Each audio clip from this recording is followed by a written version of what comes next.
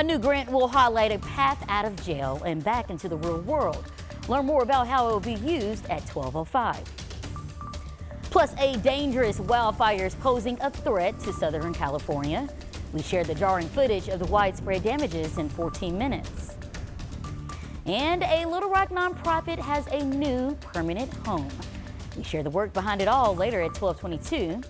This is THV 11 at noon.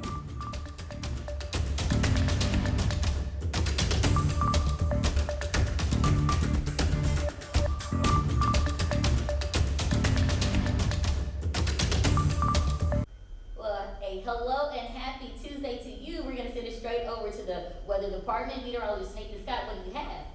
Hey, good afternoon, Jurnee. We are starting off our Tuesday with a mixture of sun and clouds across the region. A cold front made its way through. The colder air is lagging behind this front, though. You can see it in northwest Arkansas, 42 right now in Fayetteville, 44 in Fort Smith, but 56 in Little Rock and 58 in Monticello. That colder air will slowly bleed its way down to the south and southeast. Upper level disturbance located in Oklahoma. That'll bring more clouds to the picture as we go into this afternoon and also this evening. And with that, there could be certainly a passing shower or a sprinkle as that weak disturbance pushes its way through, leaving us with mostly clear skies later for tonight. It's windy out there. We've got those winds from the north-northwest about 10 to 20 miles per hour with higher gusts 25 to 30 miles per hour. And look at the difference in the wind chill temperatures. It feels like the 30s right now in Fayetteville and Harrison. That primarily will stay into northwest Arkansas, but you'll notice that colder air by tomorrow morning. Temperatures drop down into the upper 20s to lower 30s. I'll let you know how chilly your Wednesday will be coming up. All right, Nathan, thank you. Well, a search for the person responsible for the shooting death of the CEO of United Healthcare has ended with the arrest of one man. Jared Hill has more on where and how police found him and how he's cooperating. He ran, but he couldn't hide for long. 26-year-old Luigi Mangione was arraigned on murder and other charges last night in connection with the shooting death of United Healthcare CEO Brian Thompson. Police in Altoona, Pennsylvania caught up with Mangione after someone recognized him at a McDonald's. What did they ask him? They asked him if he had been to New York recently. And he responded nervously. He was very nervous. Anna Schechter with the CBS News Crime and Public Safety Unit says charges were filed swiftly based on the evidence recovered on Mangione. He had the same fake ID that the person of interest used to check into that hostel on the Upper West Side of Manhattan before he carried out the killing. He also had a ghost gun that was capable of firing 9mm rounds. He also had those 9mm rounds in his bag. Casings from those 9mm rounds were found here at the crime scene last week. Now all of the evidence from Mangione's arrest has been turned over to the NYPD. As we learn more about the suspect, he appears to fit no obvious criminal profile. Mangione is from a wealthy Maryland family and attended elite schools. I knew of him. I knew him somewhat well. He was a nice kid. He spent some time in Hawaii, where two people who knew him say he suffered debilitating back pain. While authorities have not yet released a motive, they were quick to tamp down any hero narratives. In some dark corners, this killer is being hailed as a hero. Hear me on this. He is no hero. Mangione is currently being held at a Pennsylvania state prison and could potentially fight extradition to New York. Jared Hill, CBS News, New York.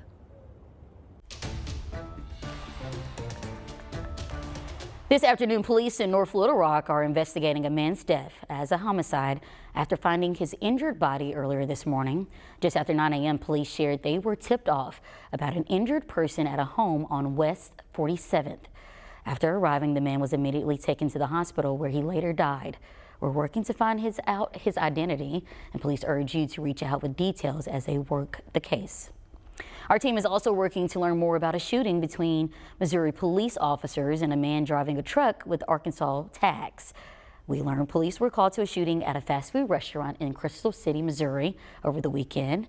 Once they found the truck involved in the incident, the driver led them on a short chase before crashing into a median. Police say the driver then got out of the vehicle wearing body armor in several vehicles. There were shots fired by the suspect at this time. Our officers then engaged in returning fire in the incident. The suspect was shot and taken to a hospital where he remains in critical condition. However, after the encounter, police found a woman's body in the truck. They're working to determine her cause of death. A $1 million grant will be used to fund a program that provides inmates a path back into society. THV11's Brooke Buckner has more details on its mission to enhance the re-entry process. We're hopeful that through this grant and through the opportunities we have, we can help break that cycle. The cycle White County Sheriff Philip Miller is talking about is one we all see too often. People getting released from jail just to go back in. But Sheriff Miller says a new grant and local partnership could help stop it. Whether it be because of chronic health condition, chronic mental health condition, whether it be just, like I say, with the component with the Literacy Council, helping them to become literate and be able to read makes a huge impact on their ability to have good gainful employment. Our Care is the only organization in Arkansas to receive the grant from the Health Resources and Services Administration.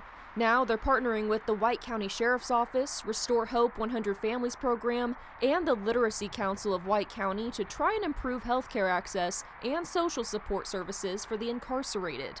But Our Care's Chief Strategy Officer Joey Flowers says the extra support doesn't stop when they get released from jail. 90 days before they leave, and then for 12 months after they leave. If they stay engaged in the program, we're there for them to help get them their footing, because as the sheriff said, we're trying to keep them from having to come back. All in hopes of getting them on the right track to having good health and stable jobs. We're giving them the tools and the resources to give them support, because a lot of times a lot of our people in our community don't have the support that they need. It's a win-win. It's a win for them. It's a win for us because it's a money factor. If they're not in jail, they're not costing us to be here, and they can be out in society and be productive. In Searcy, Brooke Buckner, THV 11 News. The community of Fordyce is receiving more financial help nearly 6 months after the tragic grocery store shooting that killed 4 people. The Arkansas Community Foundation says that they've raised over $150,000 to help those directly impacted by the shooting. The committee worked closely to determine how the money will be issued. According to those involved, there was a process to make sure the correct people received a portion of the funds. My assignment was the people that were qualified to apply had to meet certain criteria. So there was a heavy vetting process, so 34 people ultimately received funds. Each person expected to receive money should have it in their pockets just in time for Christmas. Happening today, a deadline that's quickly approaching. The Salvation Army is accepting donations for their Angel Tree program. Offerings will go toward gifting children with something special for Christmas. You have until 4:30 today to drop off presents. When we looked today, we were still about halfway, but we still have a lot of pickups to do. We're going to work through those, and maybe we might have a need later on. Donations can be dropped off at the Salvation Army location on West Markham Street. Financial offerings will also be accepted. Well, Jamie Foxx is making his return to comedy. Hear what he has to say about his recent health scare ahead at 12:17. Over the next 7 days, as we take a look at what you can expect high temperature wise, the average high this time of year is 54. We'll be below that number for Wednesday, potentially Thursday and Friday before we warm things up going into the weekend.